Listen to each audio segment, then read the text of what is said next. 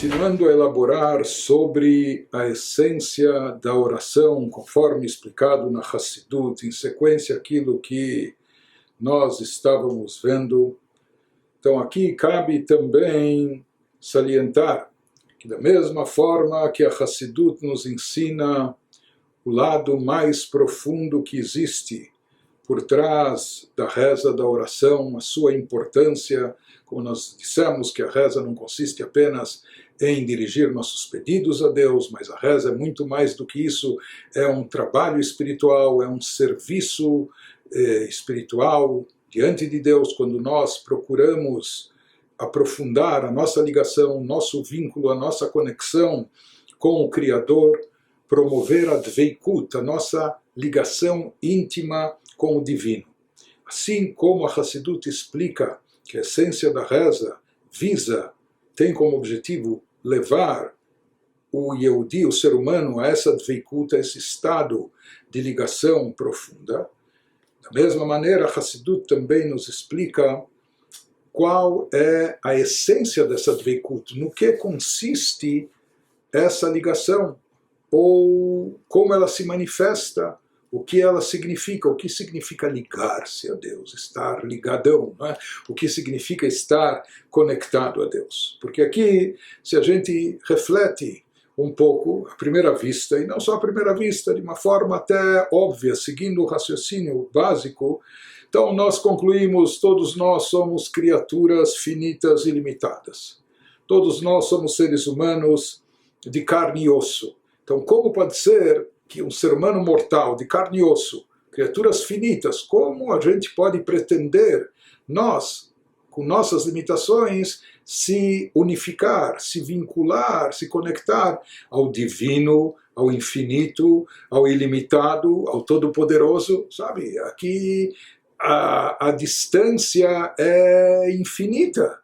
Como nós, com que audácia nós vamos querer nos aproximar de Deus, mais ainda se ligar ao Criador, com todas as nossas imperfeições, falhas, limitações, defeitos, etc. Então, essa é a pergunta básica que se faz, como nós podemos almejar essa dveikut, essa ligação com o Criador. Mais do que isso, nós sabemos que, sendo realistas, nós somos criaturas físicas e corpóreas. Vivemos num mundo material e materialista. Então, por isso, nós sabemos que nós temos não só quedas, inclinações, mas nós temos tendências, necessidades de ordem física material, que muitas vezes acabam nos levando a cair, a afundar no mundo apenas dos prazeres físicos, corpóreos, pensar apenas nas necessidades e ambições materiais. E o nosso mundo, o nosso habitat é um mundo que não há espiritualidade revelada, explícita no nosso mundo. Muito pelo contrário, um mundo onde até muitas vezes prevalece o mal e o materialismo está exposto, escancarado e etc. E o ser humano, na sua condição, como um ser físico e corpóreo, então, por natureza, nós temos quedas e inclinações para as coisas físicas. E, então, o que significa querer e almejar se ligar à divindade, ao Deus? Deus é infinito, é ilimitado. Deus não é apenas espiritual. De espiritualidade nós pouco compreendemos, e muito menos sentimos e percebemos. E aqui nós estamos falando não só da pessoa se tornar mais espiritual, mas da pessoa se conectar com o divino, infinito e ilimitado. Então, aparentemente, aqui há um contraste tão grande entre a criatura física limitada e o Criador infinito e ilimitado. Né? Por isso, nós sabemos mesmo uma pessoa que não é uma pessoa grosseira ou grotesca, mesmo alguém que, vamos dizer, um grande intelectual, né? Mesmo uma pessoa que ele não está mergulhado apenas em prazeres corpóreos físicos, mas sim em filosofia, em ciência, em assuntos mais delicados, em assuntos intelectuais. Mas intelectualidade ainda não é espiritualidade. Uma pessoa pode ter um QI fantástico e pode ser muito inteligente e um grande conhecedor, um grande filósofo e cientista, mas ela pode não ter absolutamente nada de vocação espiritual, porque ela não cultivou e não desenvolveu conhecimento, intelectualidade não necessariamente leva à espiritualidade, às vezes até o contrário, a pessoa se torna um racionalista e isso até o distancia do espiritual. Então aqui isso reforça essa questão que nós estamos expondo, como se pode, como uma criatura humana pode almejar, ligar-se, conectar-se com o Criador infinito. A gente poderia pensar que isso na verdade é algo tão inédito, não é? Uma novidade tão grande, supor que uma criatura limitada como nós possa se conectar ao infinito, ao ilimitado, ao divino.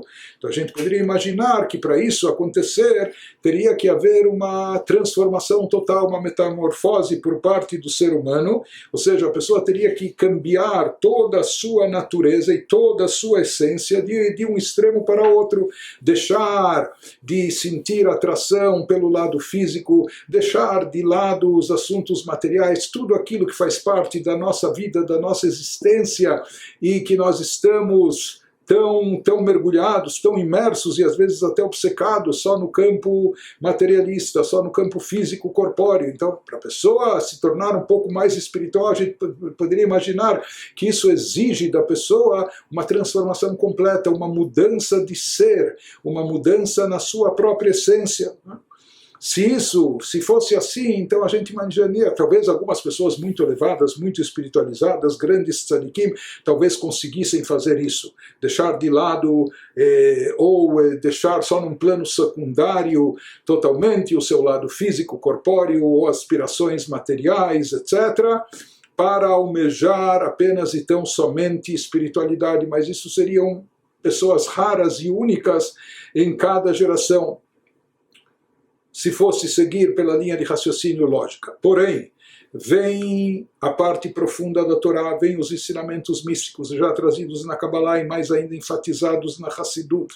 E eles vêm e nos explicam que na realidade existe algo que precisa ser levado em consideração, que muda todo o aspecto aqui a ser considerado. Ou seja, aquilo que os livros místicos nos explicam, que nós somos portadores de uma Neshama Kedoshá, de uma alma sagrada, que essa alma sagrada é uma partícula da própria divindade, sem exagero, sem força de expressão, um pedaço de Deus está presente dentro de nós, ou seja, que todo Yehudi tem dentro de si, ele é portador de uma alma divina que representa uma parte da própria divindade.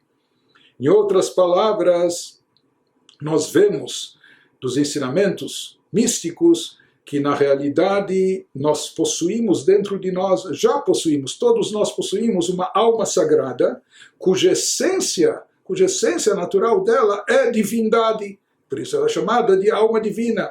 É um pedaço, uma partícula da própria divindade que está perfeitamente unificada com Deus. E na realidade, assim como Deus é infinito e ilimitado, essa partícula da alma também é ilimitada e, portanto, nada pode enfraquecê-la, mesmo a pessoa estando aqui nesse mundo terrestre materialista, mesmo a pessoa estando aqui convivendo com coisas negativas, com físico, corpóreo, etc. Mas isso não diminui, não enfraquece a sua alma divina, porque nada é capaz de enfraquecer a divindade.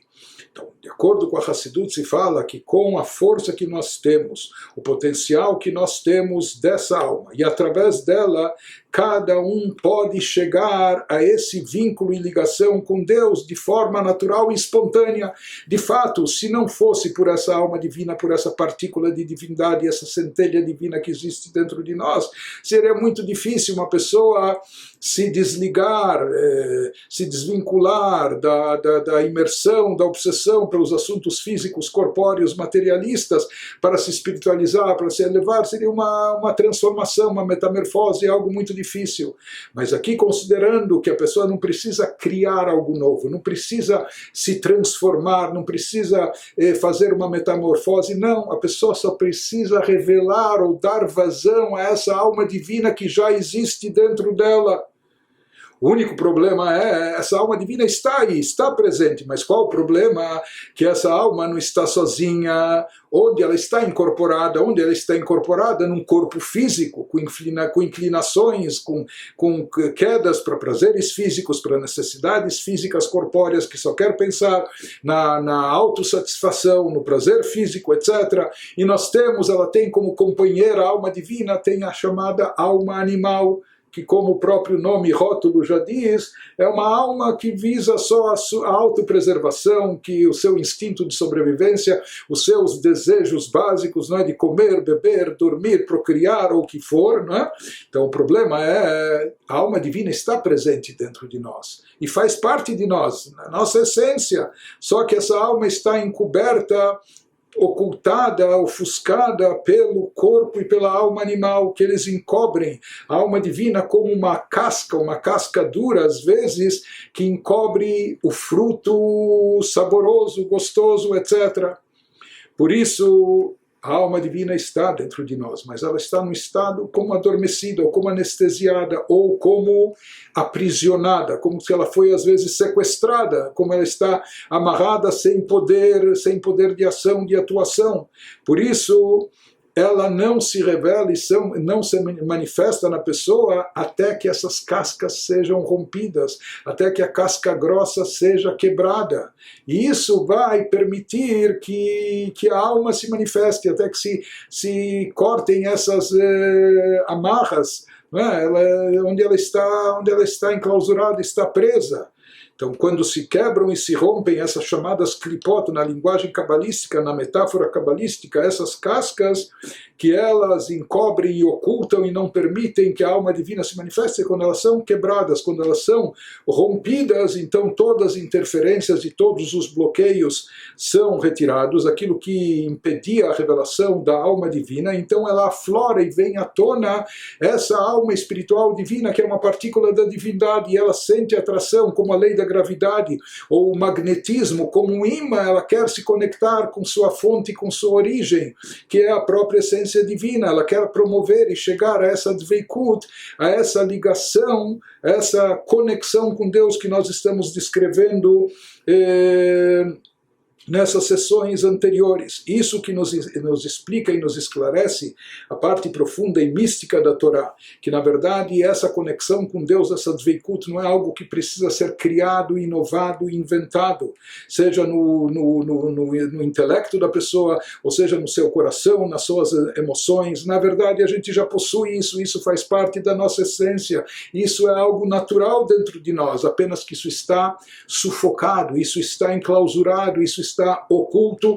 A gente tem que retirar as cobertas, a gente tem que retirar as castas que encobrem, então isso naturalmente vai vir à tona, vai se manifestar, vai se revelar. De acordo com a Hassidut, nisso consiste a essência da oração. Esse é o objetivo da oração. Ou seja, todo Yehudi, ele deve fixar todos os dias um horário. E nesse horário não é apenas para fazer os seus pedidos pessoais. O que ele deve pedir? Ele deve procurar a sua própria essência, ele deve procurar reencontrar o seu verdadeiro eu, ele deve procurar a sua espiritualidade dentro de si. O objetivo na reza é que a pessoa descubra, escave, procure a divindade que existe dentro dela, a faísca divina que está presente dela, a sua alma sagrada. Por isso se fala, o nosso trabalho na reza é descascar, tirar as crostas, as cascas de materialismo, de inclinação apenas para o físico, de ambição, enfim, descascar isso através de meditação, de sentir, de vivenciar, etc., para permitir que a nossa essência espiritual que está lá no fundo se revele, se manifeste. Em outras palavras, a oração é um momento de uma experiência e vivência espiritual de alto nível, quando se revitaliza a nossa alma, quando nós descobrimos e redescobrimos a essência divina que existe dentro de nós, e nesse momento nós damos vazão a ela, nós permitimos que ela aflore e se revelem os sentimentos mais elevados de amor, de temor a Deus, e isso preenche o nosso coração e deixa o nosso cérebro também imbuído dessa consciência, conscientização sobre a divindade. Esse é o objetivo da reza. A pessoa se conectar até consigo mesma, com a essência da sua alma, que é a alma divina, e através disso vai aflorar, vai florescer naturalmente o vínculo também com Deus e o Criador. Esse é o objetivo da reza, conforme explica a Hassidut, a Dveikut, a ligação com Deus.